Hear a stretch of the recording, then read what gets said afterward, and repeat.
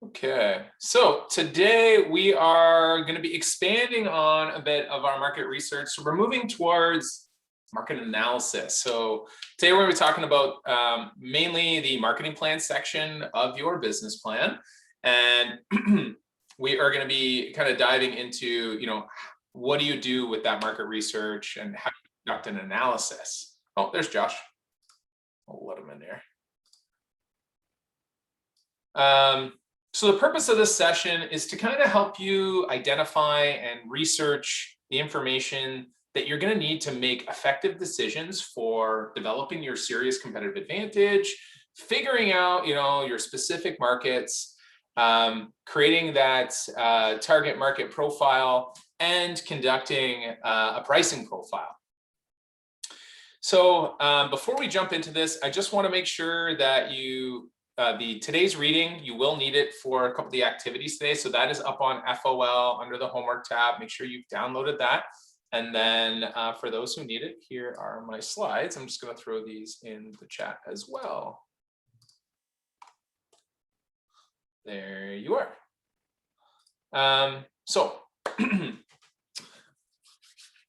Let's see here. So what are we going to go through? First, we're going to start off. You're going to do your 1-minute marketing speech together. We're just going to split off in pairs and do that. Then we're going to go through all the parts of your marketing plan, except for market penetration, which we'll start covering tomorrow. So we're going to go through industry profile, competitive analysis, market analysis, and we're talking about pricing today. And we'll wrap it up. And there will be a guest speaker joining us at 2:30 today. John Galbraith, one of the directors at Tech Alliance, will be joining us to talk about market analysis. Before I jump in, does anybody have any questions that they would like to address about today's session, about last session, anything that you want to address to the group? With John Galbraith about directors at Tech Alliance for today. Sorry, Siri's talking to me there. Any questions before we jump in? We're A-okay? Awesome, cool. Okay, so continuing to practice that 1-minute marketing speech, your sales pitch, super crucial. So I'm going to give you guys 10 minutes right now. We're just going to go into some breakout rooms and just practice on each other, give feedback. I'm going to open the breakout rooms so you guys can choose who you want to go with. Try to pick somebody you haven't had much time with yet. How many of us do we have right now? We've got 14, so okay, we need 7 breakout rooms. And I'm going to let you guys choose it. And yeah, we'll take about 10 minutes and yeah, spitball back and forth, try to get some good feedback, try to provide some good feedback. And if you want to pop back to the main room, ask questions or try your speech on us to get feedback, we will wait here for you. And I'm going to open these up right now. Go ahead.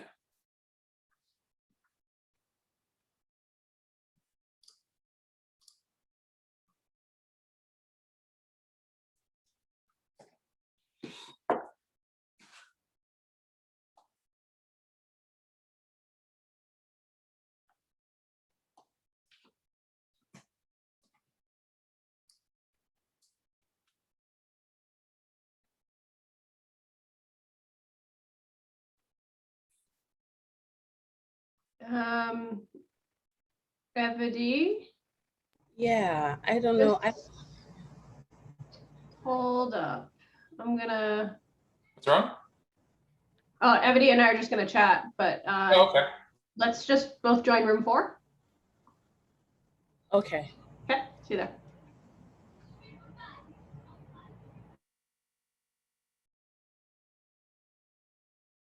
Hi, Jenny.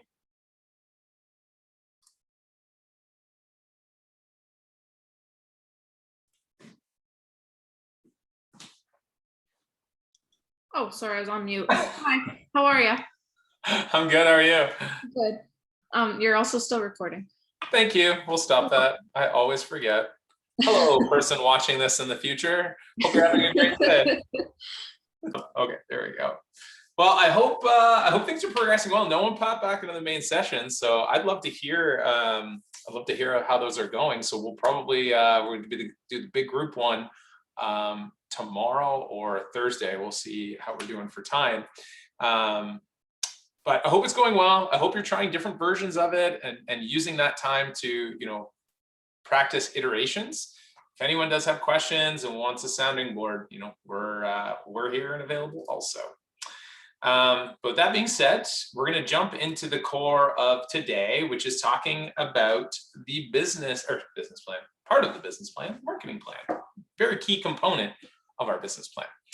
And this is an area that you're going to be spending a lot of time thinking about for the next couple of weeks as we finish out this week, which is going to round out the main components of the marketing plan and your marketing strategies and activities. And then the next couple of weeks are all going to be around different things you could do to strengthen your position in the market from a strategies and activities perspective. And some will be short-term plays, but a lot of them will be things that you might not be able to implement now, but you might want to implement over the next 6 months to a year.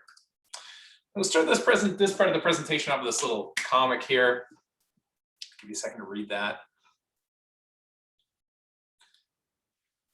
So why I put this up here is mainly this statement. We'll figure it out later. And that always kind of seems to be the way that a lot of entrepreneurs approach marketing. You figure that at some point, things will just make sense, that you'll be able to just figure it out on the fly. And that's totally fine. That's what entrepreneurship is about. It's about jumping off a cliff and building a plane on the way down.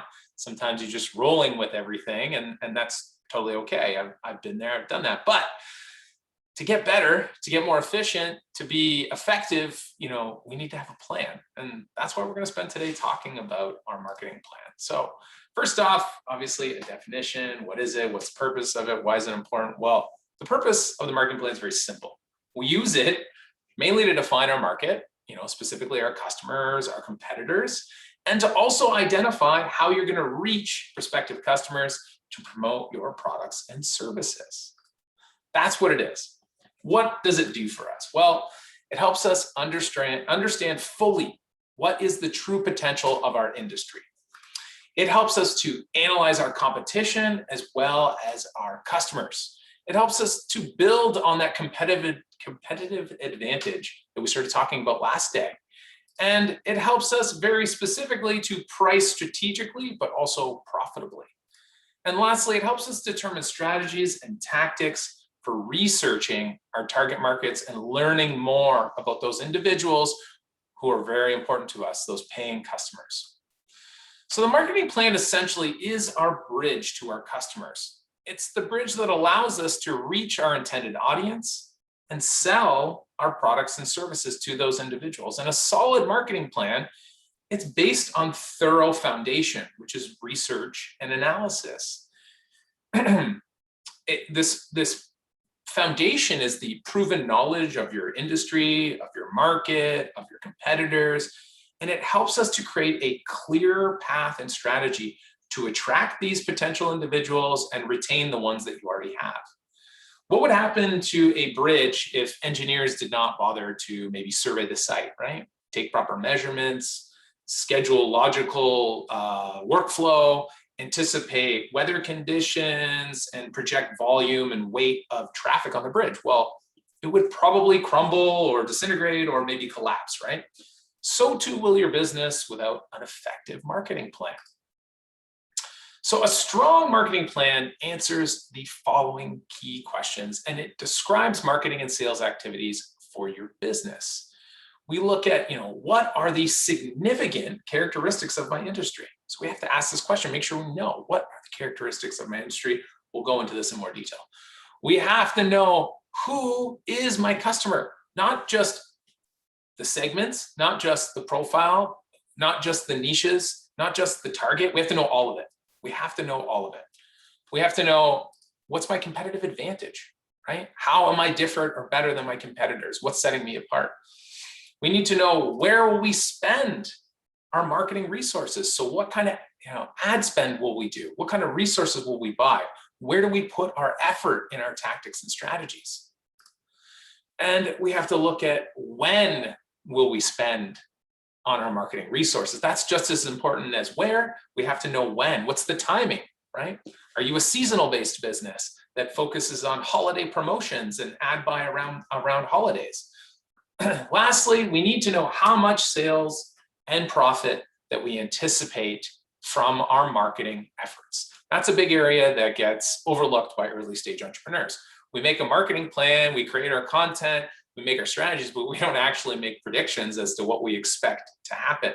How do you make solid measurements if you don't have solid predictions, right? Okay, so there are 5 kind of key components to any typical marketing plan. And in this module, we're going to focus on market analysis, and we're going to address all the components except for market penetration, which you will explore tomorrow. So the first part of the marketing plan is the industry profile. In the industry profile, we define the current size, growth potential, current and future trends, distribution channels, and any other kind of larger industry characteristics. Part 2 is the competitive analysis, which we started talking about last day. This identifies the direct, indirect, and future competition, what we call critical success factors for your industry. So we'll talk about those later, but that's like price is a critical success factor, quality, promotion, service. And then of course in the competitive analysis is also, you have to define your competitive advantage. In the market analysis part, we analyze our potential markets to determine our ideal target market. So market analysis, what we're putting in here is identifying our ideal target market, describing their profile, and also making considerations for any future markets for our products or services.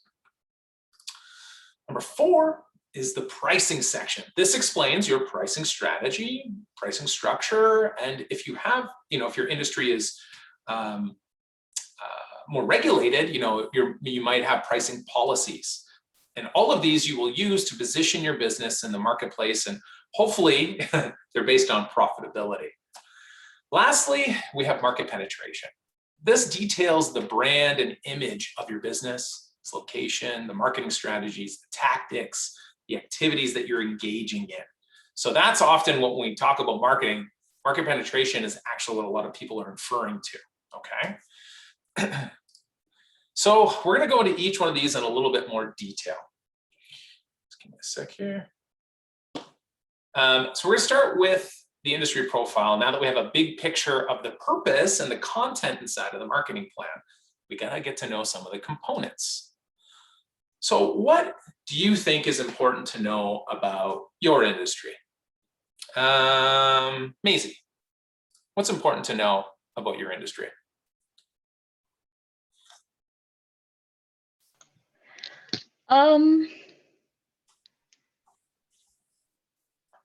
I guess like just for me, just like having knowledge about like what artists are dealing with. Okay, so more on a personal level, their problems, their concerns, and things like that. Definitely, that's very important. I would 100% agree with you. Okay. What we're looking for here at a high level first, what we should start with, you always start big picture, right? First thing we look at, what's the size of the market? Is there any growth happening, potential? Are there trends affecting my industry right now? And lastly, what are my distribution channels? So from a product, it's shipping and distribution. From a service, it's what is the typical communication or marketing channels people use? That's where we start when we start with our industry profile. We go high level. Another question, why is it important to be knowledgeable about your industry? Well, I'm going to answer this one for you. Why we want to know about our industry and be knowledgeable? Well, the first thing is the more we learn, the more we understand best practices. We learn from our competitors, we learn from our industry, we know what the common practices are, what the best practices are, and how to go above and beyond those. It allows us to be ready for networking with other entrepreneurs in the industry. By being knowledgeable, we open the door for having greater conversations with people in our industry and being seen as a potential thought leader in that space. Being knowledgeable in our industry also helps us, keep an eye on the competition and understand what they're doing and what we can learn from them. And it helps us to discover new markets that might be out there. Oftentimes in the early days, we overlook key opportunities that might be out there. By filling in the components of the industry profile in your marketing plan, you should be able to identify if you're in the right industry. I'm assuming most of you are, but you never know. You may have to do some pivoting, right? This industry knowledge gives you perspective on how your business fits into the larger industry picture. Puts you in touch with your competition, industry resources, new markets, and potential networks. For example, the industry research will tell you if sales in your industry are increasing, decreasing, stable, growing. That's what you want to know. What's the expectation right now? Is my industry growing by 2.5%, or is it following GDP rates? Like, it's a good idea to understand that, so that after a year in business, if you can look at some of your competitors, you might not have information on their sales, at least you can look at your industry as a benchmark and say, well, this industry was growing by this much and I grew just along with it, or we exceeded that expectation. Identifying your distribution or marketing channels really can help you, can allow you to leapfrog over your existing competitors. When you have all of this insider knowledge, when you've taken the time to understand your industry, new businesses can tend to be a little bit more nimble, move a little bit faster, make decisions than their competitors who are, maybe a little bit more stagnant, a little bit more set in their ways. And that's why often a newcomer can jump past competitors relatively quickly. So you began your industry research a couple weeks ago in module 2. But this activity here, activity 5A, it gives you an opportunity to review the information you collected and decide what additional information that you might need at this point. So this is the industry profile activity, and you're going to use this information you've collected from conducting your market research to develop what is needed for the marketing plan, which is that industry profile.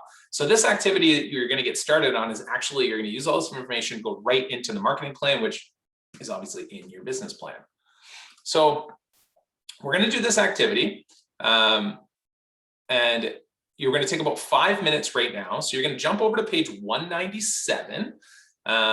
So if you don't have the reading for today, just go to FOL and download it. If anyone needs me to send it directly to them, please just post in the chat and I will just put it in there for you. I just have to find it on my computer. So what we're going to do is you're just going to use the information you collected from your market research. If you don't have all that market research done, don't worry about it. We're just going with assumptions right now as well. And you're going to answer the questions in activity 5A, okay? Does anyone need me to send the file to them directly? Yeah, Cecilia? Give me 2 seconds.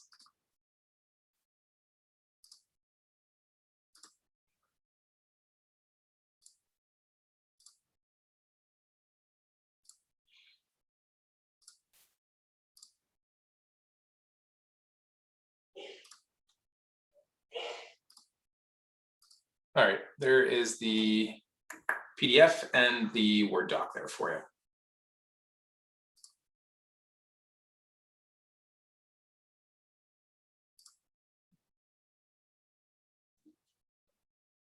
So this is what it looks like. You're looking for page 197.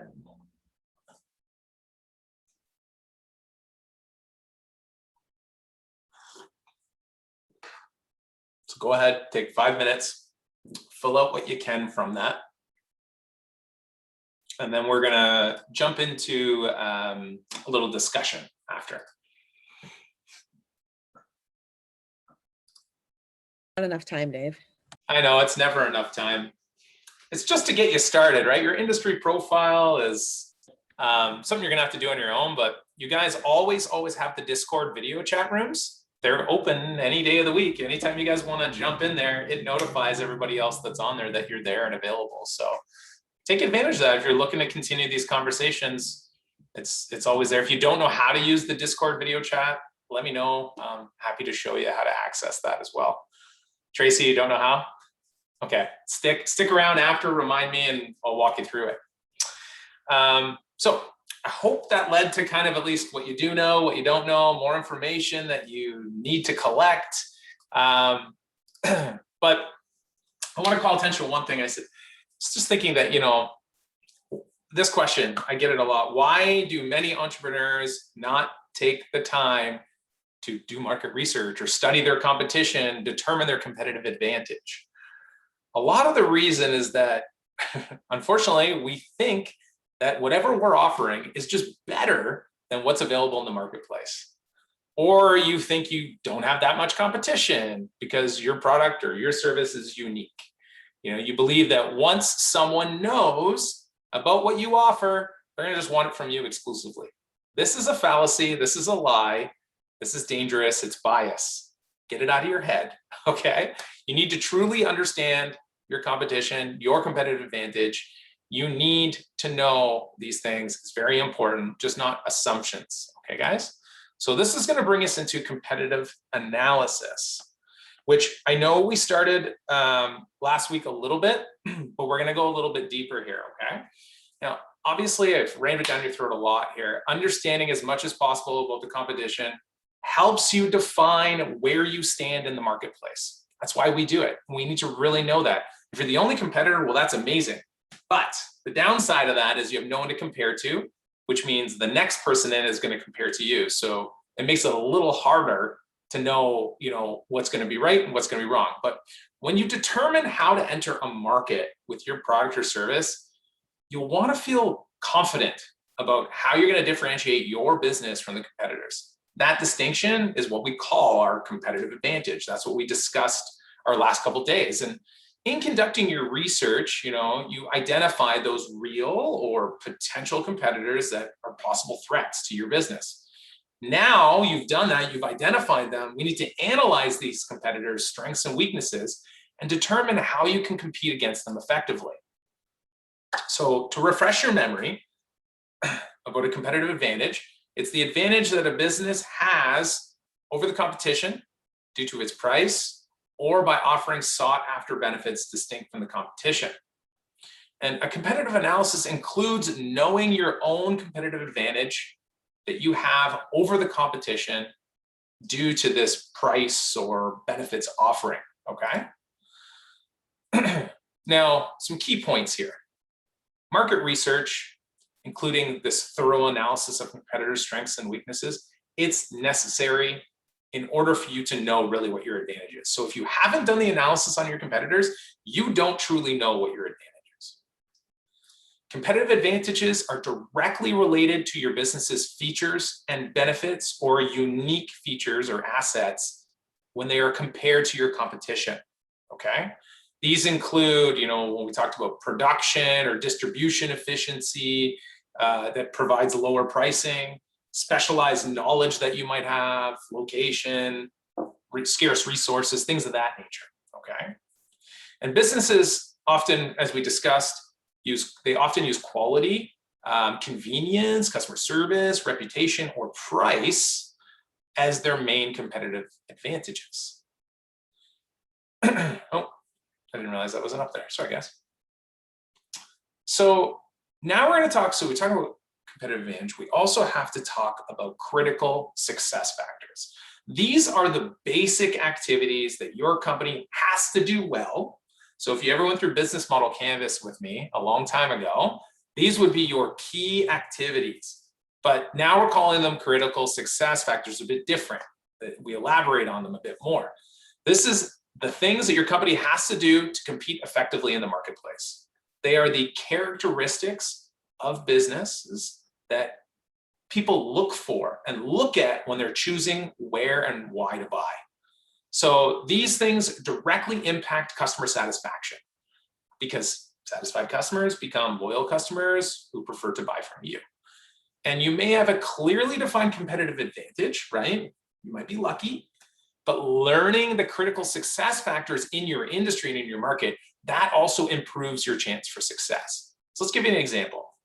So the market, so you're like, what are critical success factors? How do I determine them? Well, the market actually dictates them. Market determines your companies and the other companies in your industry's critical success factors. For example, an auto repair shop may find that most customers choose auto service based on price, reliability and trust, and convenience, okay? That's just the common decision-making that comes into play which we call critical success factors. So knowing that these are the most important factors to prospective buyers, this auto repair shop must meet the customer's basic expectations for each of these factors in order to just stay basically competitive, okay? It may develop a competitive advantage based on one of these factors, but at the minimum, it must maintain and manage all the critical success factors. So the auto repair shop might offer a competitive advantage that benefits customers above and beyond these factors, but if it does not at least provide reliable and convenient repairs at a good price, its competitive advantage, as the shop owners have defined, will be irrelevant. So their ability to compete in the market will slip away if they're not at least meeting these basic critical success factors. To determine the critical success factors in your market, we need to consider the following questions. There's 4 of them. First one, how do prospective and current customers perceive or rate my competitors? Okay. What factor seems to be the most important to customers who buy this product or service? How do competitors compete for business in the marketplace? And do they compete on price, quality, convenience, location, or other factors? And lastly, what do competitors say is unique about their product and service, and how do they differentiate themselves from others? These are questions that can be worked into that survey that you're working on currently. It's important to know these things because it will really help you discover what your key competitive advantage is and understand the baseline of expectation for your industry. So why is it important to meet these critical success factors? Well, different groups of customers may have different success factors that they've determined to be, sorry, what am I trying to say here? It's important to meet critical success factors because different individuals who might buy from you have different success factors that you have to meet to stay competitive. This means that not all your customers are going to believe that quality is important to them. Some might believe it's price, some might believe it's this. So it's important for you to constantly be asking these questions and see what the shift is. And usually, if there is a group of people you think look the same, but they're actually, buying not on price by this other reason, this group's buying on price, that means you actually have 2 different target markets that you've been lumping into one. It's actually 2 distinct different ones. So it's important to be monitoring and understanding this information. The most common critical success factors that are important to customers across all industries are listed here. So we said quality, just customer service or treatment by staff, convenience, reputation in the marketplace, price, variety of products and services, your reliability or your trustability, your skill or expertise, how available you are, and your guarantees. So these are ones that are, a bit polarized across all industries. You may want to get a little bit more specific, but I think it's just good to have this baseline of expectation developed. So key points here that we want to cover: surveying your prospective buyers and customers. It's a great way to test assumptions about which of these success factors are most important to them. The critical success factors competitors choose to focus on may be found in their advertising. Often it's some of the keywords, the buzzwords they use over and over again, okay?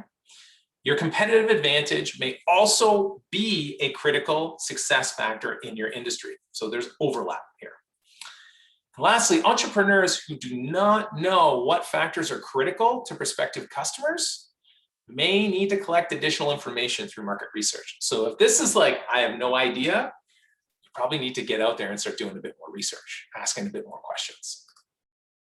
So why do we do this? Well, once you know which critical success factors are important to your prospective customers, once we know what our competitive advantage is and how our other competitors rate against us, you can compare the strengths and weaknesses of competitors in your marketplace more efficiently, okay?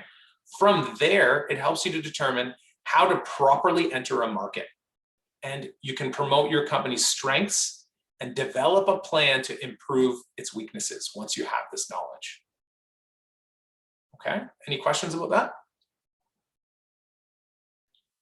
No? Okay. Let's talk a little bit about competitive profile. So obviously, we do not do business in a vacuum. You know, while you focus on your competitive advantage and you sharpen your business's response to critical success factors, your competition is doing the exact same thing. They're spying on you, right? Just as athletes learn how competitors train, what their approach to the sport is, and where their weaknesses lie, businesses do the exact same thing. And if you think they don't, well, you're naive. This information is critical because your competitive, this information is critical in developing your competitive profile, okay? And you need the competitive profile and its key information so that you can truly understand, you know, the significance of your competitors, whether or not they pose a true threat or not, okay? Now, the competitive analysis also needs to identify your various competitors, which we covered last week. But for a little refresher, direct competitors, right? Those are the ones who offer the same product or service in the same marketplace. They also include dissimilar businesses that sell similar products or services, but in the same marketplace. So we use that example of the floral shop and the grocery stores that both sell flowers. Those are still direct competitors. We have the indirect competitors. These can be, you know, a bit more difficult to identify. They sell different products or services, but these products and services fulfill the same need or provide the same benefits as yours. So we said the floral shops and the gift shops, people may buy a gift instead of flowers for that special occasion. That's an indirect competitor, right?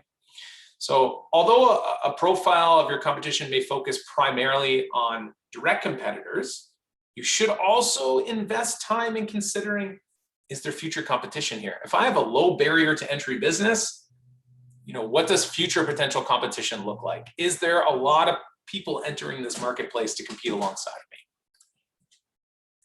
So what are the benefits of knowing who your competition is and what they offer? Anybody want to take a crack at this one? Rachel? Picking on people today. Yeah, I'll say. Benefits of knowing who your competition is and what they offer. I think just so you can keep track of trends in your industry and the prices that your competition are putting their products at. Agree. Any other benefits you can think of off the top of your head? Off the top of my head is not how I work best, but Okay. I'm drawing a blank. That's okay. No, those are both good answers. That's reasons why we need to know those things, definitely. The reason why we need to know them, though, is that it allows us to position our business in response to their strengths and weaknesses. Because as human beings, we're always in comparison mode, right? We're comparing ourselves to others. It's a natural part of being human. In business, we do the same, but we don't want to compare ourselves on everything. We want to just compare ourselves to their strengths and their weaknesses. And we want to build our competitive advantage by focusing on the strengths that we have over the competition in the marketplace. We do it over and over and over again. You watch commercials, you watch ads. Companies are constantly emphasizing their strengths and how they're better than the competition. It's constant comparison, right? Whoops. There we go. Some key points here, some little things to add in about competition. So speed kills. This is an important one I've learned over the last many years. Entrepreneurs who can react quickly to changing needs or recent developments can gain competitive advantages in the marketplace. So it's not just about watching your competition, not just about watching your industry. It's about also watching what's trending, what's happening out there that could, you know, positively or negatively impact me, could create opportunity. So be on a watchful lookout. I think we said this before, you know, set Google alerts, look at Google Trends, see what's happening, see what's out there, you know, keep your finger on the pulse, as they say. So now we are gonna jump into activity 5B, and this is about assessing competitors' strengths and weaknesses. So there is a worksheet, page 198 and 199. And this is to provide an opportunity for you to apply the concepts of competitive advantage and critical success factors to your business, to your industry, and assess your competition on some key factors. You're going to individually complete steps 1 and 2 and get started on, but I don't expect you to get very far on it. Get started on step 3, okay? And then you're going to complete this activity outside the session in your own time. So step 1's pretty easy. It's listed on page 198. You guys can read it there, but I'll just go over it with you. So you may, if you did the reading ahead of time on page 179, there's a list there that can help you out with success factors. But if not, you can go back and review it. So first thing to do on step 1 is in the first row of the chart up here under critical success factors right here in the top, you're going to fill in the critical success factor criteria that are important to your prospective customers about your product and service.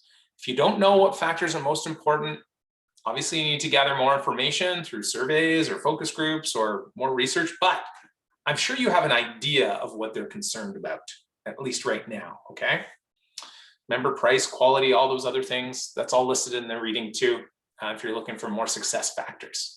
So once you've got your criticals, a couple of these filled out in the top, I want you to identify some current competitors that you're aware of right now. So then just right here, there's space for 5 of them. Just list some direct or indirect competitors. Try to find direct ones for this exercise.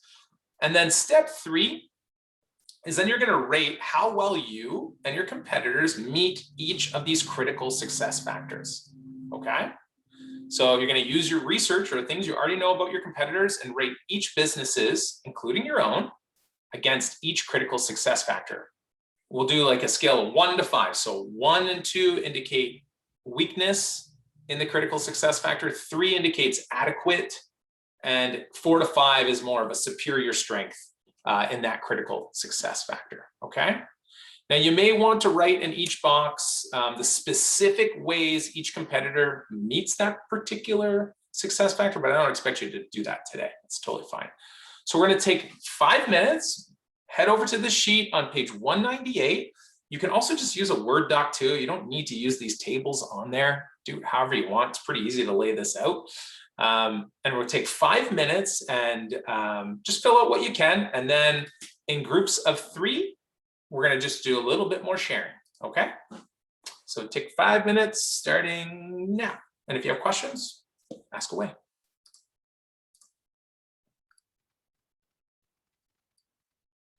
All right. Welcome back, everybody. I hope you had some interesting discussions. Maybe you learned about a new competitor. Hopefully you realize that you have more competitors than you may have realized, but I'd love to get a little feedback. Yeah? Anybody learn anything or get into a discussion that led to something new? It seems like a lot of people have a hard time identifying their competitors, eh? Yeah. Myself included. You know, a lot of us here, I'm sure, are trying to, not follow exactly in a lot of their footsteps. You know, we're trying to do our own thing in a specific way. So it's really easy to have a hard time comparing yourself to other people that you see as like staples, because you're like, oh, well, that's not me. What I'm doing differently is whatever my USP is, you know? So it's kind of it's a different mindset, absolutely, to get into when you're trying to, compare yourself to your actual industry. Yeah, like just because you're doing something in a unique way that's different than them doesn't make them not your competitor, though. And that's exactly when you're doing something truly unique, or you got a unique system, you tend to think, oh, well, there's nobody doing the exact thing in the same way I'm doing. So you start to validate yourself out that there is no competition, but you got to take a step back and look at the bigger picture, right? Remember, direct competitors are just people who provide a similar or same service as you, right? It doesn't matter. We're not taking into consideration how they do it. The end result is a person gets something similar to what you're offering, right? So try to not be so myopic and so like close to it that you can't see these other individuals. Yeah. Yeah. Evity, you had a question? Yeah, comment. So there's two things where something that I wasn't looking at before when it came to competitors is even just like you said, people who are doing exactly what you're doing, and just like even the service in itself, looking at this actual service outside of like everything, and what are they actually offering, and how I personally could learn from what they're offering, even if it's not in the same market. But also I wanted to comment on how, as we're talking, I'm like, it kind of isn't fair, because branding is so important. And for people who have brands, like businesses and influencers, individuals who have a brand, um, are at a huge advantage no matter the service that you're providing.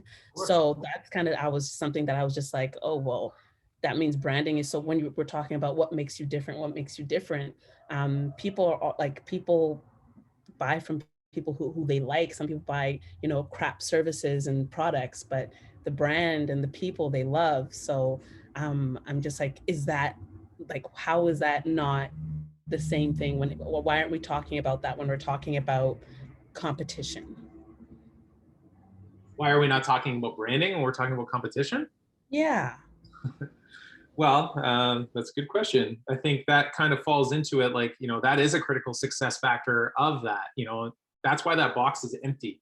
You're to put if the brand, having a long-standing established brand, you think is a critical success factor for that industry, well, you can put that there. But, no matter what, there's always going to be brands that were there before you in any industry, right? So I think branding, we're going to cover that over the next little while. And it depends on the lens you take on it. Competing on branding is like the essence of the business, right? It's kind of it can be an intangible and both a tangible, and it is made up of a bunch of these elements we're talking about. Part of your branding is your competitive advantage. Part of your branding is graphical elements. It's kind of an all-encompassing thing. So to isolate it out in there, it's difficult. When we talk about competition here, we're talking about just from an industry perspective, identifying those individuals that are there, and then just learning. Right now we're in research mode. We're learning about them. If you want to talk about their brand strengths and weaknesses, essentially you're just analyzing more of them on a competition basis. And it might be helpful to actually, so there is some extras.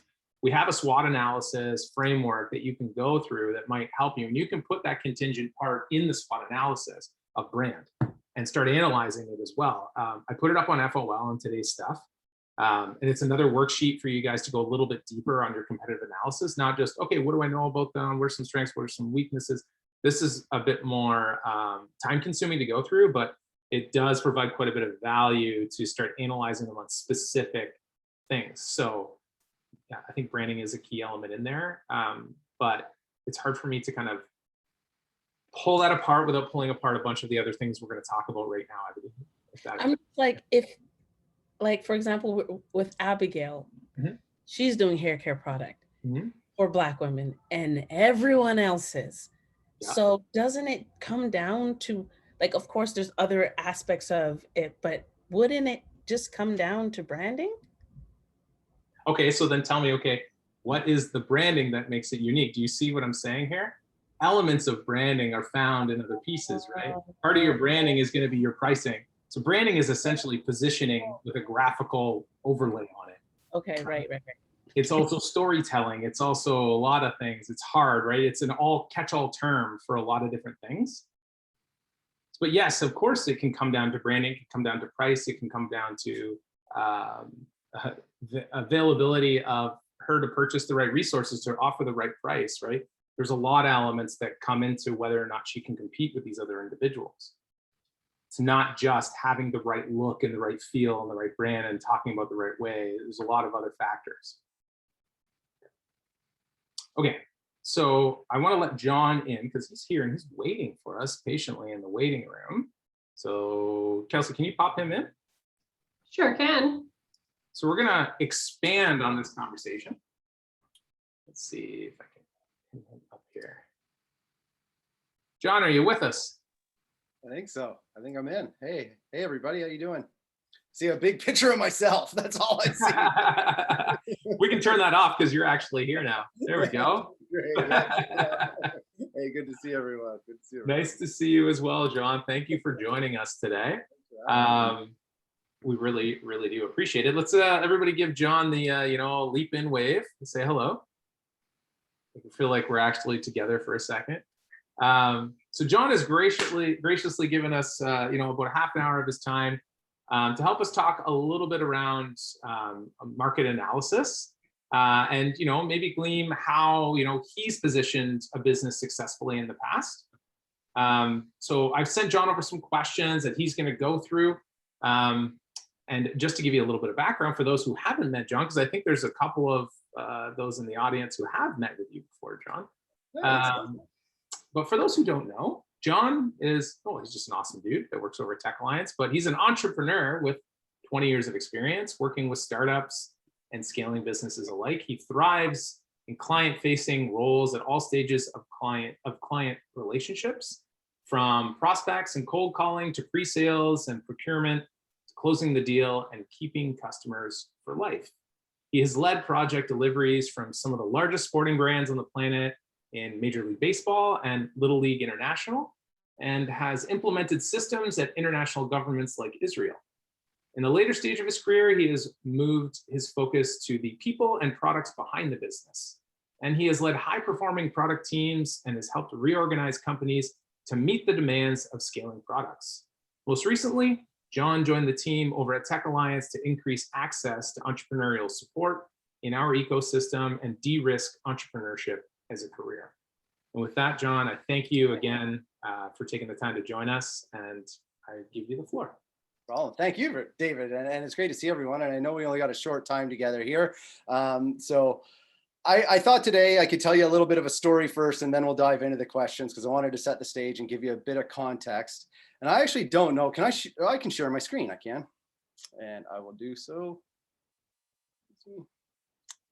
And what we're going to do is talk about the story of Zoned In really quick, because then I think there's a lot of successes that we can look to with regards to Zoned In as it applies to this conversation. But I also think if we start pulling back the onion, maybe by the end of this, we'll also realize that that was the major failure and the major flaw at Zoned In as well. But it'll be a fun case regardless of how we do it. So back in 2014, everyone was trying to say, put down the phones and get outside and play. And we had met some guys here in London and put together a group that basically said, well, you guys, you made them too addictive. It's impossible now. We're never going to get to that point. So how can we use the telephone to actually stimulate physical activity? So what we had done is we went out to the internet and we tried to think about, what can we wrap around this? And we stumbled across the Ride Channel. And the Ride Channel was a project put together by Tony Hawk and his friends back in the day to essentially teach folks how to skateboard. And it was all a bunch of really cool instructional videos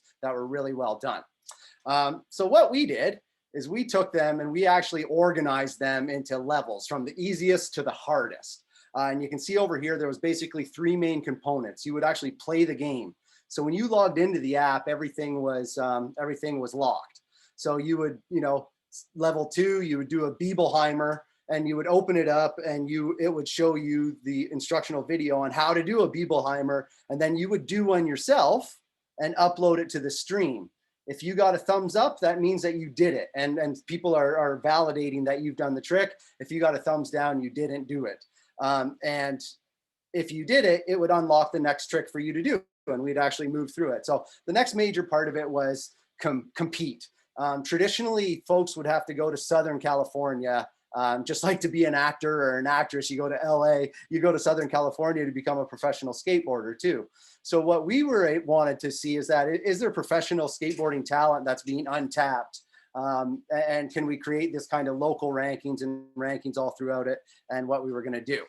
To kind of tie it all together and make a business out of it, we decided to create this in-game marketing platform where essentially anyone could come in and they could create a level.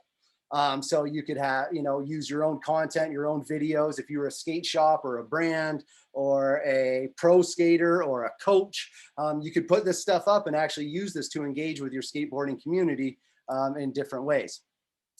And that's actually what we wanted to monetize the system. So this was our initial shot at trying to make a B2B business off the back of a B2C application. Okay, so this is where things got a little confusing for Zoned In. Really good team. Here's our industry analysis and what we thought our, our total attainable market, what we thought our real market opportunity was, is that it was an emerging sport that was being concierged into the Olympic Games. Potential 2020 Olympics, I think it's still on the table. There's some 11 million skaters around, and we wanted to start here as a good validation piece, and it was still a $4.8 billion industry. So we launched. Within about 6 weeks, we were in 81 countries. We had monetized the app after about, I think, 6 months. We had well over 7,000 users, and this is how we were distributed around the globe.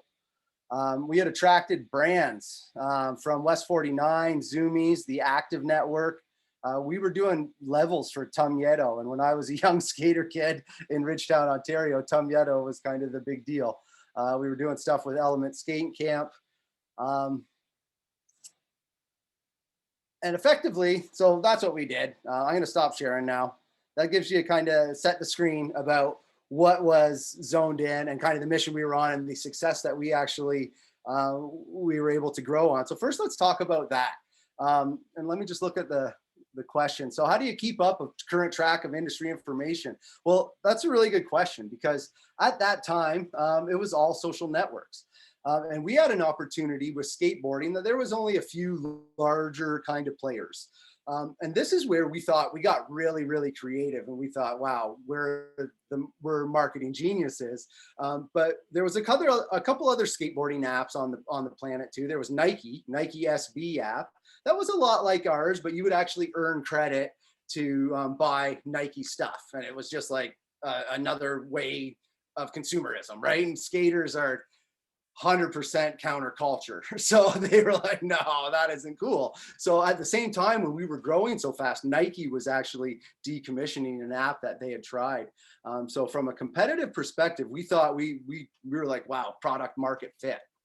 But there was a lot of stuff coming up. You could actually, at the time, IoT was big, so you could put sensors on a skateboard and it would, tell how fast it was going and how many times it flipped and different things. So we were keeping up on everything using Google Alerts. So if we heard about something on Twitter, so first it was like follow Trans World Skateboarding, the big media outlet. So we wanted to fill the top of our knowledge funnel with understanding. So we got to hear this from like the big guys, but also kind of the local skate shop. So we try to get a good cross section. And when we'd hear new things, we would put them into Google Alerts. And we would actually look for our competitors when they were updating their blog or something like that. We would put into a Google Alert and try to create an RSS feed of that. Another thing that we were doing with our competitors at the time is we were saying, well, if these guys are following skateboarding media outlets, they're interested in skateboarding. So let's follow every single account that follows this company. And let's try to convert them, because then let's test our messaging. So we would do 100 follows on Instagram one day, and our profile would have a picture, and then have kind of whatever our status was. And we would check the conversion rates the next day. And then, okay, let's try a different call to action and maybe a different picture. And then after we did one test, we would just start following like all 70,000 accounts over the next, span of weeks. We benefited from a lot of automation at the time, but was really, really, really important for us to track our competition and understand what we were doing, because they were doing two things for us. They were validating our business. So if they were going out and they were proving that they could transact with skaters, that's what we were trying to understand. Can we transact with skaters, and can we also transact with the business side, the skate brands, the Tum Yetos and everything? Because we had built such a good base using social media to bring skaters into our fold. Another thing that we did, and this is somebody that doesn't benefit from an understanding of what automation is available right now, but at the time, we had all these Google alerts going. So we created an Instagram account that was just called Skate News. So we thought, not only are we listening to the trends, but can we become a voice in the trends? And it was actually, so we tried to create this using Instagram automation, you know, $10 a month, whatever we could we pull from our Google alerts and actually create Instagram posts and then just kind of do our same follow thing. Follow, if they don't follow back, unfollow them. Follow if they don't, and just keep following. It was very manual process in the back end on Instagram, but the actual automation of the front end content distribution was automated. So we actually were really good at creating skate news, which became one of those bigger, it was always bigger than our zoned in accounts on Instagram, which we always benefited from and we could never really figure out. But let me show you quick, actually, what I do now, because I've got a little more sophisticated, because I really believe in this follow, you know, how to keep your finger on the pulse of your competition. I'll just show you quick about what I've done more recently. So this is Feedly. I don't know if anyone knows about Feedly, but I'm somebody that I want to curate my own sources of the news that I'm consuming and everything. So I use a thing like Feedly. And then if I want to add a news source, I can choose from, you know, actual website. So I could put in probably Leap Junction's blog in here. Actually, I think I have, and I'll show you in another place, or you can follow industries. You can put in your Google keyword alerts, Twitter feeds, et cetera, et cetera. But now I have like a London local news channel where I can just look at all the news stories from my trusted sources, CBC News London, et cetera, et cetera. You can apply this down to, you know, regional innovation centers. So as somebody who works at Tech Alliance, I want to know what all of the other regional innovation centers are doing. So I've brought together all the feeds, you know, just in our Southwestern Ontario ecosystem. You know, we're pulling in Leap Junction stuff here and whatnot. So always keeping an eye. So you could use a tool like Feedly like this to create some competitor channels, look for updates on their blog, and just put the content right into a feed that normalizes it and you can consume it. Sorry, I know I've been really rambling on here. I'm really trying to get going. I might stop for a drink here in a second. No, this is great, John. Okay, so where did we focus on the market? Okay, so you got a two-sided marketplace. We're doing really good on the B2C side. We could have just stopped. We built the #1 skateboarding application on the planet. And it remained the #1 skateboarding application on the planet for like 5 years. But we couldn't make money off it the way it was. Like again, this is the most counterculture. We tested all of these assumptions. It was all about the being found for skaters. That's why they were interacting with the app, and we had used gamification to make it somewhat addictive. So we weren't going to all of a sudden, you know, start to put in pay. Like we tested, give us 99 cents to skip to level 5. Nobody ever did it. They would have rather went through the 25 tricks it involved to do it, because why would I'm cheating? No, like it was just the culture of skateboarding that maybe we didn't understand the fickleness, or at least that you know, that high dig their heels in, no way, that's not coolness. And if they say that it's not, we were really careful that we didn't want to get to that point where they said it wasn't cool. So we created this in-game marketing platform for other people to come in. And this was what I think was maybe our first problem, is we turned ourselves into a hammer looking for nails. We created a solution to a problem that never existed. Skateboard brands weren't having problems selling their stuff to record sales year after year after year.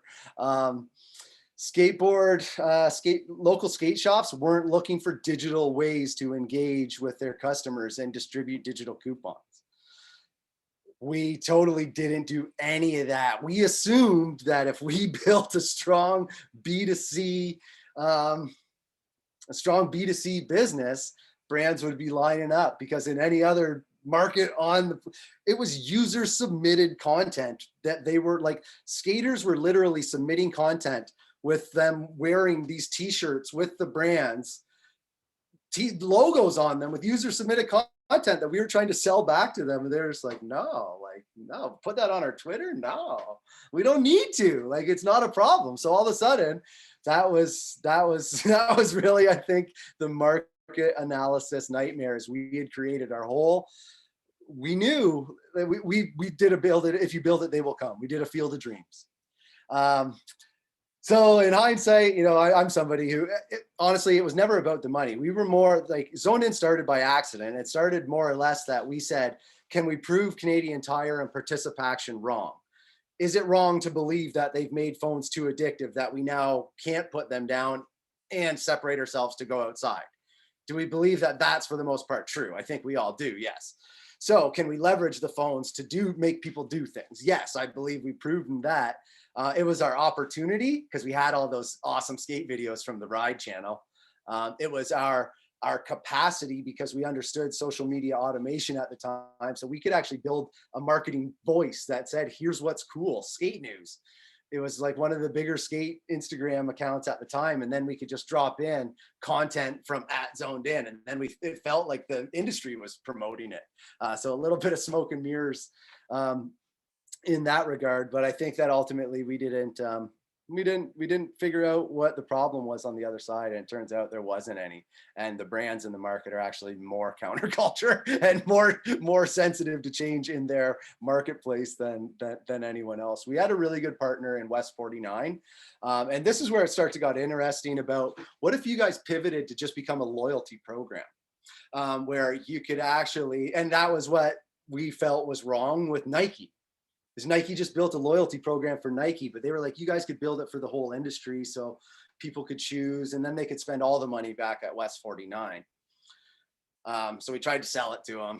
They weren't going to buy it. The founders as a group were probably pretty tired at that point and maybe not interested in going through a pivot, because I actually believe that, I believe with Michael Siebel from Y Combinator that if you have a mechanic and a problem, and the screwdriver isn't working you don't get rid of the mechanic, get rid of the screwdriver. Like, it was our product. Like, we achieved product market fit on the consumer side. It's just, it was never there because there was never a problem. There was no pain on our actual monetization side. So a real awesome case of growth and just like, what the hell are we going to do with this? In hindsight, listen to this. It always should have been a dog training app. It should have been a leveled out game for training your dog. Should have been, you do the video, you upload it, you can go get coupons to spend on your fucking dog. Sorry, excuse me. I'm sorry, it's hindsight's 2020. And it should have been a dog training app. But so I'll stop there maybe if I've gone through all the questions. Did you hear that, Rachel? Loud and clear. We have a dog lifestyle clothing brand here. Oh, really? Yeah. So if you want to engage your customers, I got the perfect gamification idea. I think one of the questions I had, I'd love to just get your thoughts on, John, was when you were devised, like when you were trying to get that B2B side, how did you come up with your pricing strategy? Obviously, you're going to use, advertising on the platform and trying to get them on there. How did you, the folks you're seeing here are going through and trying to figure out some of their pricing strategies still? Any tips, any tricks? You always make it math that you can really quickly justify, and whatever that is. So we would just say if you wanted this quality of user submitted content, you would have to pay a full-time employee just for 40 hours a week. That would be their only job. That employee would probably cost you 45 grand a year. We're doing $500 a month. That's $6 grand a year. That's your savings. So our pricing wouldn't be, it would be made up for sure, but it would always be presented alongside math that was impactful, because we found out pretty quickly on the B2B side, or I had learned kind of as a salesperson on the B2B side, you're either you got to lower costs, you got to raise margins, or you got to increase revenues. There's 3 problems on the B2B side. So you should be presenting it alongside something that speaks within those cases, I believe, to really increase your value proposition to a business. So full-time employee is something that they stand. If you want a clear capacity to do this, here's what it's going to cost you. We're offering you a solution at a fraction of the price. answer, John. I want to open it up to the rest of the floor. We have questions from the audience here. You guys have things that you're curious about in relation to anything that we've already been discussing, competitive advantage, how to set yourself apart, research that you need to do, pricing, brand positioning. It's a good gentleman to ask anything that's on your mind right there. Looks like Brittany. Yeah. So my question is about, like, you had mentioned briefly that you had like looked at other competitors and seen like who they were following, who was following them, and then like going and like checking conversion rates and doing that process. Mm-hmm. And so my question is like, so the company that I'm in, I sell music supplies to double reed players, and we don't have a ton of competitors, but they're all fairly new with social media as well. And so some of them have like, I was just looking at them, and some of them have like they're not following a lot of people. Like it's like only maybe like 100 people are following, and then there's like 1 or 2 that are like following like 6,000 people. So is it like a safe assumption to say that like the ones that are like following a lot of other people are likely using that strategy of like going out and following like businesses so that they'll get follows back? Yeah, a big important part of that is to kind of be, so I think we used a tool called, oh my God, it's escaping me now. I'll have to find it. There's one called falcon.io, I believe does it for Instagram, but we would understand who wasn't following us back, and we would unfollow those folks too. So we wouldn't let it get our ratio get out of hand to like 6,000 to where people like you, Brittany, would go, what are they doing? Are they trying to do some sort of strategy? So we would try and manage it a little bit. I think it's really important to understand if there is an opportunity, like where is the trusted source of this information coming from? So who's the trusted source within, sorry, what was your business, selling music supplies to? To bassoon and oboe players. To bassoon and oboe players. So that's awesome, because that's really niche customer. So like bassoon and oboe players got to be getting their information from somewhere. And if they're not, how can you be bassoon and oboe daily? Because this is something that we can create, use something like Feedly to pull information from bassoon and oboe content from across the web to then be creating that. And can you actually build the place on Instagram or wherever that is to be that? So I wouldn't because if it's just like, oh man, none of these people are really doing a good job on, maybe it's because the people don't know what they're doing, but also maybe it's hard to actually identify who to follow. Like how would I know? I want to take a step back and understand if I'm on Instagram, who plays bassoon. I love your business though. I would love to talk about more ways to kind of get that niche, because that's so niche down that you should be able to apply a relative degree of math and statistical, you know what I mean, to that business. It's awesome. Yeah, that makes sense. Thank you. Yeah, I had a question. So first off, did you, obviously with the team, you guys had probably thought everything out. How did you not see that at the end you weren't going to be able to really get what you guys were looking to get? Or did you just assume that when you got to the end that you would something would come up? Or is this something you just didn't plan out properly? Well, that's a great question.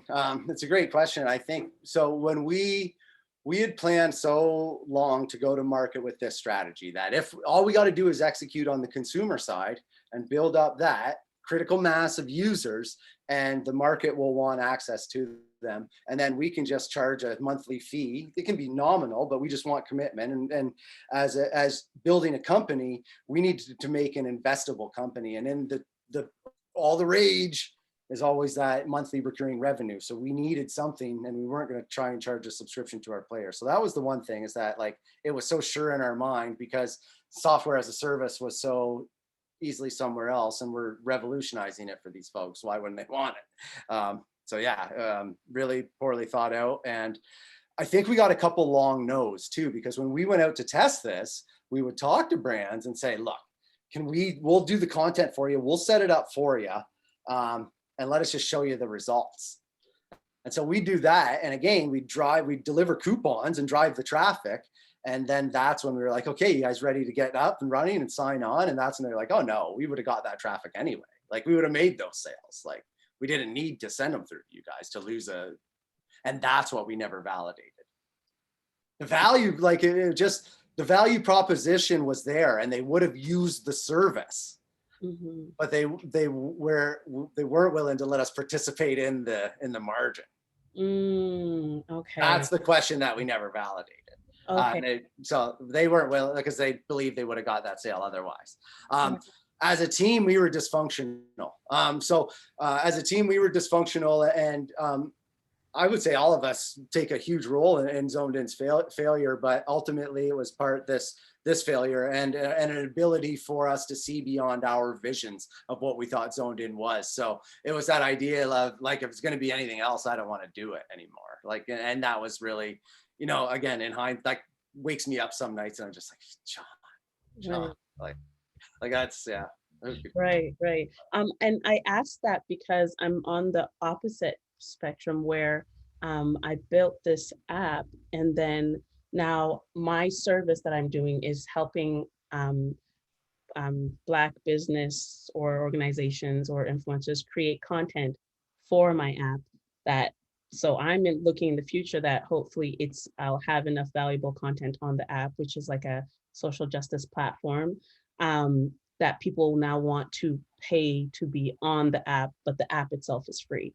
So since you have experience with failed apps, that's a strong B2B offering. And frankly, we should have made a B2B business first and then tried to build the consumer business. Okay. We should have been trying to enable skate shops e-commerce in an app first, because then we could have understood that customer. We thought we knew that customer, and actually, I don't even think we thought they were when we built Zoned In. We never they were an afterthought. So but they were going to pay us the money, and we built an app, and we never thought about the customer. We thought our customer was the skater, but we never thought about the people that were going to pay us until oh shit, we got to make money with this thing. And that's why I think what you've told me is a story where you've been very thoughtful from the get-go about how you're going to make money, and we were not thoughtful. So that would probably be the contrast to maybe your story, is that we didn't set out with a strong B2B proposition in place. Okay. So is there any advice you can give me going forward when it comes to utilizing an app? Focus on your customers. Just focus on them. Like the first 5, the first 10, focus on them. Concierge service. If you're solving their problems and you're generating value for them. So if it's a streamlined way for them to create content, if it makes things cheaper, faster, better, in their lives. And again, B2B, I'm talking really high enterprise when it only comes to lower margins, lower risk, and but really at the end of the day, people want to save money, and so you got to be very deliberate with your messaging about and I say this to David, and this will be, so we benefit from having at our fingertips decades of marketing experience, and we look at it every day when we surf the web, and that every website that we go to is big statement, benefit, call to action. Really that, and so that's how humans consume information and make decisions, right? So you have to start to be able to explain your business to if you want, for online funnels and whatnot, big impactful statement, benefit, and speaking benefits, not features, and then those call to actions. But yeah, I'd be happy to. I think I'll be kind of at your guys' demo day and stuff too, and on a different day we can talk about Tech Alliance and advice and stuff. But it sounds like you've got a really exciting business too. Thank you. Any other questions? Anyone? Abby has her hand up. I have a question. Actually, I kind of have a 3-part question. Okay. All surrounding sort of the failure and resilience sort of aspect. So at what point did you know Zoned In wasn't going to work? And how did you sort of respond or pivot or shift at that point? And then what is the biggest lesson you learned from the failure of Zoned In? Okay. The feeling, I was able to describe it because I felt it I felt that feeling a few times. So when you know this isn't going to work, it's something that I'm actually able to draw a lot of experience from. And I've been able to describe it as, it's just, you've been pushing the rope so long, you look down and there's just this big pile of rope in front of you. And like, you can't even see the other end of the rope because everything's piled on top of it. And nobody's been looking for the other end of the rope for a long time. And that's when you know that feeling, like it's time to stop. I went and got a job. I needed a palate cleanser. I went and got a job. I was actually, part of, I'll go back to the first part of the question. Part of it too was really doing a lot of personal gut checks, but also validating with advisors. Big part of my life and big part of my entrepreneurial career was building trusted advisors. And one I still work with has become friends of mine. He's become good friends since Zoned In. He was my advisor with Zoned In, and we've become friends since.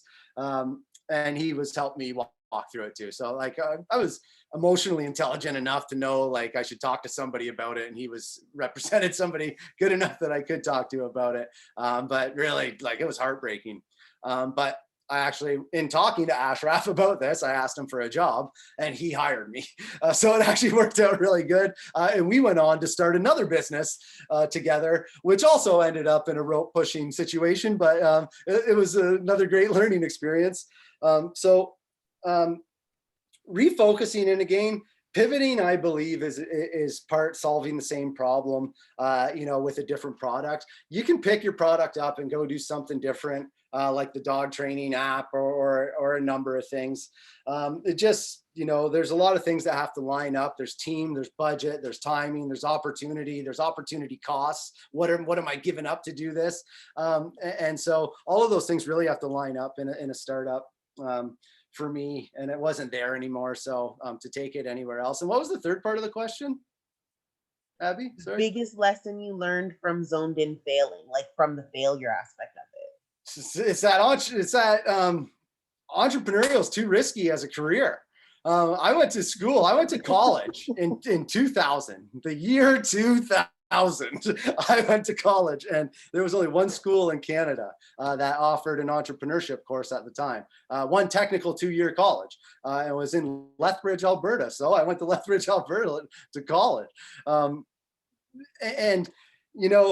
laugh because, there's only ever been this kind of Silicon Valley path to entrepreneurship, of like raising all this money and all this risk and then all this failure and everything. And that's something that I've always wanted. That's something that looking now, Abby, that's my biggest lesson coming away from that. It's like, that's too hard.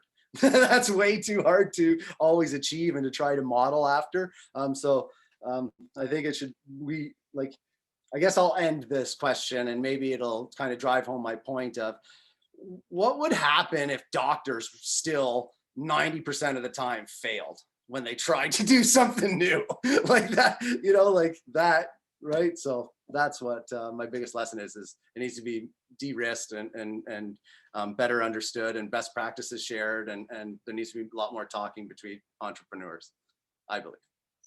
That's my biggest lesson. Awesome. Thank you so much for sharing. You're welcome. Well, great questions, guys. Is there anybody else that has the last question, or are you ready to send John into his day? Everyone's good? Awesome. Well, thanks a lot for having me. This was a lot of fun. I don't always get to, get the opportunity to revisit a heartbreak. But if there's any sort of learning that we got from today, I'm happy to do it with you folks. And I think, again, in the spirit of sharing best practices and trying to make your road a little less risky than mine, I would encourage David to, share my email, and anything. If you have any questions or anything, I'm always happy to help. And I've got a PhD in failures like that to draw from. So happy to talk about it. So anyway, wonderful time with your journey, folks. And cheers. Thanks again, David. Thanks. Thank you so much, John. We'll be seeing John most likely again before the end of the program when he comes to talk about Tech Alliance. But again, thank you so much, John, for your time. Take care. Thank you. Did he build the dog app? He did not. Okay. Okay, we're gonna take a quick body break here, guys. 5 minutes. You can turn your camera off, but everyone can just hang out here. But yeah, 5 minutes. Come on back, and we'll jump back into the rest of our session.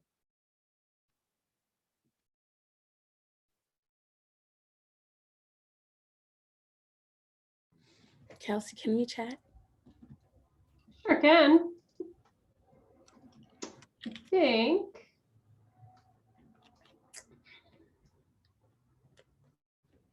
Give me 1 second to figure out how to move everyone out of breakout rooms. Okay. I can close them out if you want. That's okay, I got it. I'll be right back. All right, I'll see you in there, everybody.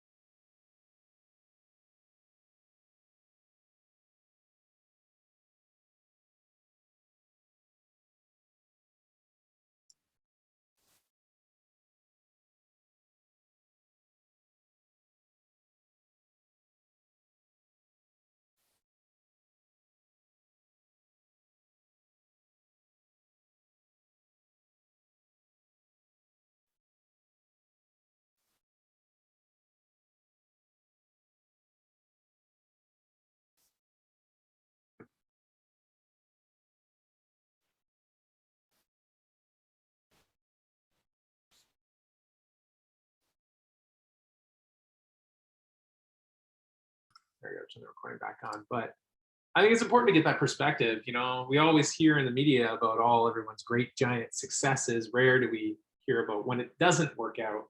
I have a lot of similarities to John in my own career as well with entrepreneurship, and I've had some things work out and quite a few things not work out. It seems to be that that's actually the real truth for most entrepreneurs, even the ones who are, you know, at the pinnacle of their career. That there's a lot of unsuccessful things behind them that you just don't necessarily hear about. But I think if we were to summarize everything John talked about, I think a key thing is definitely making sure, you know, that we understand, yes, the problem we're solving. Is there truly a need for it? And in there comes everything we're doing, all this market analysis, all of this, you know, this profiling and learning, it shows that the more we know about our industry, our customers, our markets, the more effectively you're going to be able to reach your customers and provide them with the right type of benefits that they actually want and that they're actually willing to pay for. If we screw that up, well, then we have to, rethink things, and hopefully we haven't spent too much money and too much time where we have to backtrack, right? So better to use this as kind of your practice round right now while we're in this, and question each other and talk to each other, and hopefully prevent some of those mistakes. But for the majority of the rest of today, we're going to talk about market analysis, and then we're going to go into pricing. So at this point, you've considered how you might want to position your business among your competition, right? And you can focus on the prospective customers who are most likely to buy from you. Ideally, that's who you're going to be focusing on. And that's what market analysis is all about, is understanding those customers, whether we call them customer profiles or market segments, niche market, target market, future market. There's a place for all of these things, right? What we're really trying to get to is the point where we can be like Brittany, where she's got that super niched, small group, but that's not always the case for all of us. But the closer we can get to almost a one-to-one scenario, the better. Now, if you remember, we began developing our customer profile and researching our customer on day 5 when we talked about identifying and meeting market needs. Now, this is where we refine what we've created and what you started, and use this in the market analysis section inside your marketing plan. The customer profile, which is typically defined by those common demographics and psychographic variables, it provides that clear picture of the type of person or business that you're planning to serve. And this information is crucial because it helps drive your marketing strategy, your promotional design, and your sales processes. Now, if you're B2C, then customers in your profile, we've said this before, this is a quick refresher, they're going to have things in common like age, occupation, gender, geographic location, or other interests. B2B, it's going to be company size, type of industry, distribution channels, and so on and so forth. But a customer profile, it needs to include descriptions, but also characteristics that you believe to be important in describing that ideal customer. For example, this one's from our book. Customer profile of a locally owned travel agency would be the following, right? Professionals in this county between these ages with household incomes of this much, who travel frequently, so it's their behavior, their patterns, and who appreciate, so perceptions, the quality and customized service of working with a travel professional to manage all their arrangements. But even this well-defined group that you see here may be too large a population for you to reach at your startup phase. One way to further refine your market is to look for market segments within the customer profile so that you can focus your efforts more effectively. So we go a little bit deeper. Since people with similar tastes often develop similar social habits, you can use your customer profile to define possible market segments for your product or service. Where will you find groups of people like the one you've described in your customer profile? Well, exploring market segments will help you find them. Then you can choose among the segments to determine your specific target market, that one that you're truly going to go after in your beginning days. A market segment is any smaller identifiable group within your larger market. And these smaller market segments may be distinguished, again, by demographic, geographic, psychographic, behavioral, or level of usage variables you use when producing this profile. And you may also distinguish your segments by the way they're going to choose your product or service, or what we've been talking about in the last many days, the benefits that they receive from it, which is crucial. Now, ultimately, you want to choose market segments in which your product or service will have the most buying potential.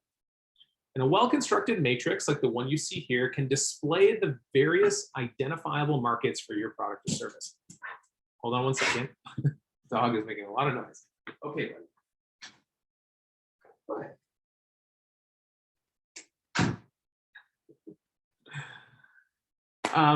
Where was I? So yes, matrix. I love matrix. I love charts.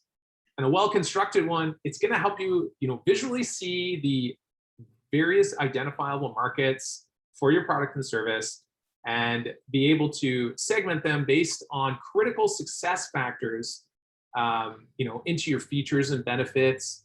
That's going to help you determine how your product or service is actually going to specifically meet each segment's needs or expectations. So here we have the example from the entrepreneurial manual. A sample market segmentation here of the golf ball industry.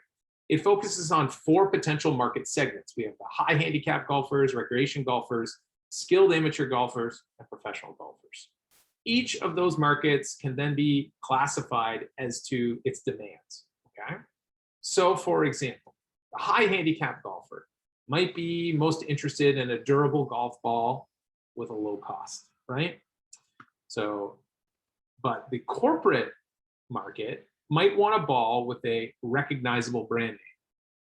So the makers of a new golf ball concluded from this matrix that the professional golfer would be the least likely to accept its product, and the recreational player would be the most likely because the features of their new ball most accurately match the features most desired by the recreational player.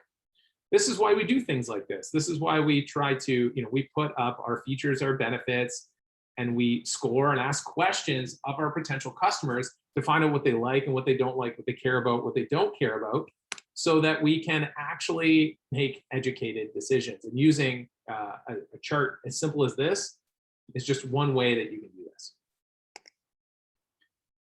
So why do we do this? What are the benefits of using market segmentation?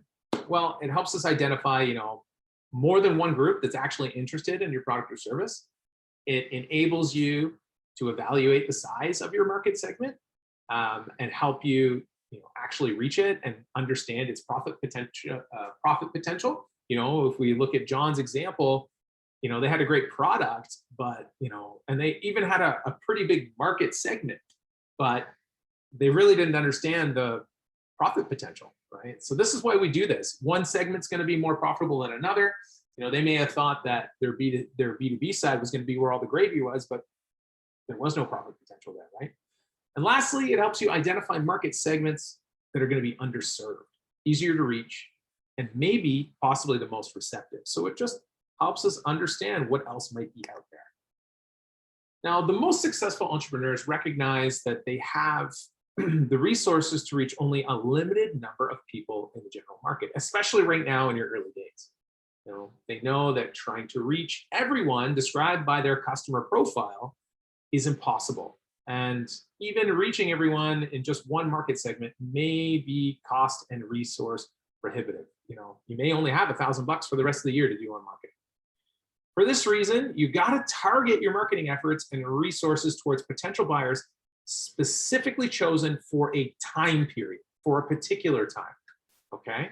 The best target markets are those that have kind of the following characteristics that you see here. They're the ones who are easy to identify. They are in a market that is easy to enter. They are individuals who have significant profit potential, and they are individuals who, we're talking about weakness competition. I'm trying to remember what I meant by this. Sorry, guys. I had a lot of notes. I want to say identifying weakness in the competition. The best target markets is where you can access your customers by exposing a weakness in the competition. So during the life of your business, you will certainly define many target markets. And that's a misconception a lot of entrepreneurs have. They think these target markets they create now are the ones forever. That's not the case. These are just for certain time periods. Your startup target markets are going to be different than your growth target markets, okay? So you're going to define many different ones, and you're going to develop marketing strategies to reach each of them individually. At this point, however, in your venture, you're going to be looking for the market that you want to target during startup phase with the resources you have available today. So you're looking for that low-hanging fruit, the easiest ones to attract right here and now. And that might not be where you want to be in the future, but it's what needs to happen right now to start making money and get your business off the ground. Once you've made inroads into that target market, then we develop a new strategy for reaching another target market, or you may want to modify your strategy for the same target market based on what you've learned. So in selecting the best target market, what makes one market segment more attractive than the others? You might be asking yourself this. Well, things we look at for sure. Again, profit potential, sales potential, your ability to reach them, the likelihood that they will buy, and you're looking for where there's the least competition. So make sure you're asking yourself these questions when you're looking at who you've decided to select to go after for your first target market. To choose the best target market, we should be looking at things like the list you see here. Again, so this just builds on that list. The sales and profit potential of the target market, your ability to reach that and access them. What we're talking really about there is you have limited resources. Most new ventures should consider which markets are more reachable and who in there is most likely to buy when you're in this startup phase, okay? You're not gonna be able to reach everybody. You also need to make sure that the market is actually large enough to provide sufficient customer base continuously. So will this target market allow you to grow? Is there enough people there, okay? And can you reach them more than just once? You know, depending on your product type here, you might need sustainability. So are you able to reach them several times and get their business several times? That's something to be curious of as well. You want to also focus on the target market that is just, you know, it's going to yield the best results. That's what we're looking for here. Not just because they're the easiest one to identify on paper. So there are some just key steps involved in selecting your target market. The first thing we do is identify your market segments, right? We need a few to pick from. Then we identify the possible target markets. But once we do that, we then list the characteristics of those markets. We then take a look at those characteristics. We take a look at who we're targeting, and then we prioritize to see who's the most ideal based on a list of criteria like this, okay? Then we select the best target market for our current strategy and our current budget, okay? So we're gonna just quickly do activity 5C. This is page 201 to 203 in your manual. So this is going to prepare you for the market analysis section that you're gonna have to do on your own. So you're first individually, you're gonna just spend a few minutes answering the questions in this activity. You may not complete it all, that's okay, but you should be working on this outside of our sessions. So step 1 here, just brainstorm your potential market segments. You've probably already begun doing this before. You're gonna use your research about the competition to help determine which segments have those unmet needs or problems relevant to your product or service, okay? So you're gonna list those out. Who are your market segments? Step 2, start identifying some of those key characteristics of each market segment related to your product or service, okay? So you're going to create a chart or a matrix like the one I showed you earlier in the golf ball example. And in the worksheet, you'll see it there. So in your chart, on your own chart, list out the market segments you identify in step 1 in the left-hand column. And across the top, you're going to list major benefits and features of your product and service. Now, you may want to go back and review your list of features and benefits that you might have created last week. And then you're going to check off each feature or benefit that is most valuable to each market segment. And right now, these are just assumptions, but you're going to want to validate them in the future. And this will help you to determine which segment is most likely your target market, okay? And then step 3 of this one's simple. You just select the target market. So you look at it and go, well, which one of these market segments appears to be best fit and why? You got to prove why. Show me the data. Prove to me, okay? Defend your position as to why you think these individuals deserve it. Now, I don't expect you to answer step 3. Just want to get you started on filling out this chart. So we're going to take about 10 minutes and you guys get started on that. I will, I think I have, oh, I have it. Okay.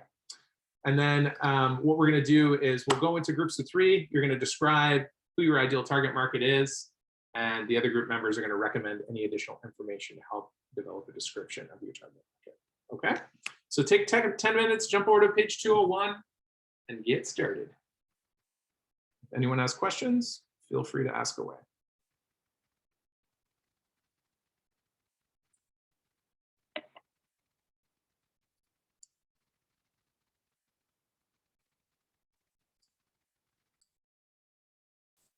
Sorry. Oh, that's okay. Oh God.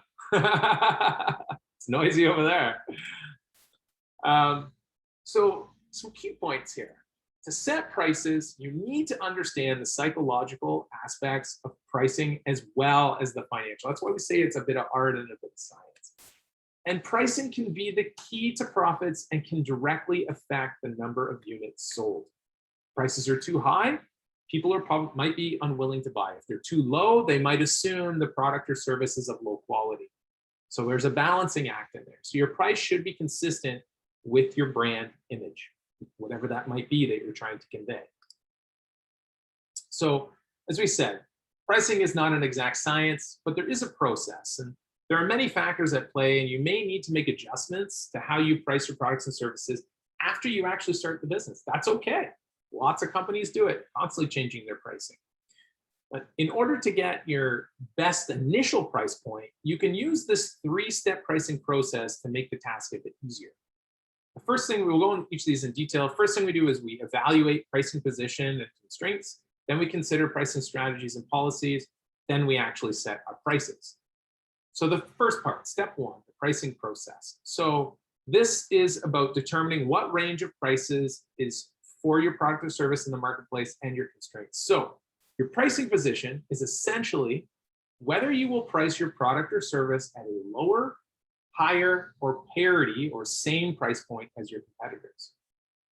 You will make this decision to support your overall business goals and contribute to the sales and profitability. Okay? How you price your products and services is going to differentiate you among your competitors in the marketplace. When products and services are not highly distinguishable by your attributes or by your benefits or by your uniqueness, then pricing becomes the key differentiator. So step 1 is to determine what the range of price is for your product or service in the marketplace. What's the floor? What's the ceiling? Okay, that's step 1. Here's an example. So how much would you pay for a pair of jeans at Walmart versus at Aritzia, right? The perception there, the floor and the ceiling, is very different, right? The most you would pay at Walmart is different than the most you might pay at Aritzia. So, and it's all based on customer perception as well. The jeans at Aritzia might not actually be that much better or worse than the ones at Walmart, right? It is all shaped by how you brand your business as well. What quality food do you expect to have for a $16 dinner versus a $65 dinner, right? And what kind of restaurant would you expect to be in when paying $16 versus $65 for a meal? Whether we like it or not, price is linked to customers' perception, and customers' perceptions are what shape buying behaviors, okay? The second part of step 1 is then determining your pricing constraints. Constraints are those things that keep you from having much flexibility in your pricing position. And constraints are often industry specific. So some of you might not have a lot of constraints, others might have quite a few. In some cases, costs may control the price because of resources that you just need to buy. So the pricing floor, for example, will always be determined by those costs. However, once costs are covered, other factors may limit your ceiling price. So for example, in some industries, governments regulate the prices. So sometimes this is helpful, sometimes it's not. Airlines, as our example here, might prefer to return to a time when the government set their prices because they made more money that way. Now that they must compete for market share, many airlines have discovered they can't keep up. In most industries, constraints are set by actually the competition. It's difficult to get much more for a product or service than what the marketplace actually dictates. For instance, a business owner with a gas station that has 3 competitors in the same area may not be able to charge more for gas, right? We see this all the time on a corner where there's 3 gas stations. This is often common in markets in which products or services are not easily differentiated from one another. Profits are difficult to come by in such situations unless the business has some distinct cost advantages. In all industries, customer demand can be price sensitive. So this is what we call elasticity. And it refers to the degree that a change in price affects the quantity of demand. So if demand is very elastic, a lower price means the amount purchased increases significantly. If demand is inelastic, the amount purchased does not vary much from or with the price changing. So understanding the elasticity, can't speak today, the elasticity of demand for a market helps you recognize where opportunities are for managing your prices. Okay. Step 2, consider pricing strategies and policies. So you got to ask yourself, do your competitors use lower, higher, or parity positions to price their products or services? You know, your pricing strategy depends heavily on your market position that you're going to take for your business. And your strategy is going to dictate how you're going to price your products or services to be competitive, but also make a reasonable profit. As a general rule of thumb, you want to consider your target market before selecting or changing the pricing strategy. You may position and price your product or service based on customers' attitudes, perceived benefits, special niches or applications, specifically targeted to users, or the level of quality that you decide you're going to offer to your customers. Now, why would a business use a pricing strategy that isn't profitable? Does anybody know why? Because this does happen quite a lot, actually. As a loss leader to eventually gain profit. Yeah, good job, Abigail. Right. It's to penetrate a market. You use loss leaders usually to gain market share. It's in order to build long-term viability, right? We have to gain some foothold in the market. This is why you see a lot of loss leader ebooks being put out there, all these like things that only cost a couple bucks, you know, in order to, you know, you're taking a bath on something in order to gain long-term value. But for long-term sustainability, pricing must ultimately, obviously, allow for profitability. We can't live in this state, but it's okay to have that loss leader. So some key points here. Use different pricing strategies for specific products and services, okay? And that's totally fine. You're gonna have different pricing for all the different things that you offer. For example, you know, if I was a business coach, I might charge a parity price for my assessments that several of my competitors have. And maybe I use what's called predatory pricing for unique or unusual assessments. We'll go over that in just a sec. So every business should evaluate its pricing strategies periodically and change them as needed to compete effectively in the marketplace. Now, in your manual, you have some examples of various pricing strategies, and you see predatory pricing right here, which is deliberately price cutting to prevent others from entering the marketplace. So these are just some examples of many, many, many different types of strategies that are out there. I definitely recommend taking a look at these, seeing if any relate to you or interest you, and taking a look at what else might be out there too. Now, this step 2 also considers pricing policies, but there's so many, and they might not, a lot of your industries aren't super heavily regulated. So I didn't think it was necessary for us to dive into it. If you want to read more about it, it's covered in detail in your manual around pricing policies. Okay, guys? So the last step here in pricing is actually setting the prices. So once you've reviewed your pricing position, your strategy, you've explored how your competitors are pricing similar products or services, then you're ready to set or refine your own prices. Now, depending on your situation, you may even choose to use different pricing strategies, as I said, for each individual thing you offer. Most likely, though, you will set your prices based on the following criteria. Costs. So you just consider the actual cost for producing or creating the product or service. Make sure to include fixed costs such as space and equipment leases, salaries, insurance, and other variable costs such as utilities, gas, supplies, bonuses for your staff. We're also setting our prices based on market price. So we review again the price floor and the price ceiling for similar things in the marketplace and consider how much people are willing to pay based on that knowledge. For customers to pay the price ceiling or more, the product or service must have perceived benefits that equal or exceed the asking price. Price positioning. So this is ensuring that pricing is consistent with the position that you want in the marketplace. Price and branding and your position are all closely tied together.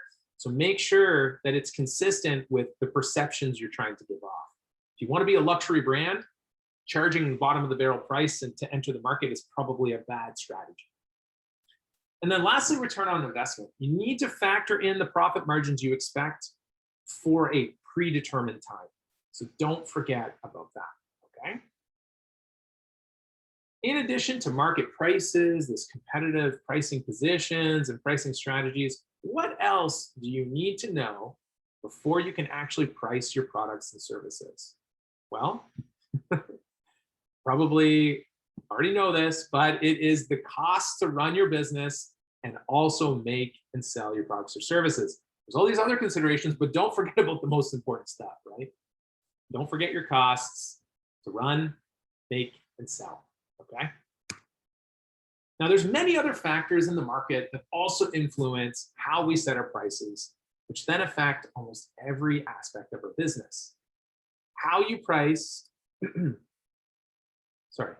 how you price your product or service has a direct impact on these 6 factors you see here on the right. Sales volume, this correlates with the prices being charged for products or services. Higher prices often mean lower volume, whereas lower prices generally result in higher volume. Some business owners can charge more because of additional or perceived benefits of their products or services. Sales revenue. So what we're talking about here, prices set for products or services will affect your total revenue projection capability. Okay. If prices increase, sales volumes may decrease, causing a reduction in total revenue. Products or services priced effectively, however, can increase revenue and profit at the same time. So it's important to know what customers are willing to pay. Market share. How products or services are priced and the pricing position of companies will determine the market share. Sometimes lower pricing can command higher market share. Competitive advantage, which we've covered a lot. So pricing plays a super important role in how companies create and maintain a competitive advantage in the marketplace. Much of the advantage depends on how competitors price their products or services and how they respond to price variances in the market. Your image. So the prices for products or services create that perceived image in a customer's mind. Customers perceive some companies as the lowest price provider, right?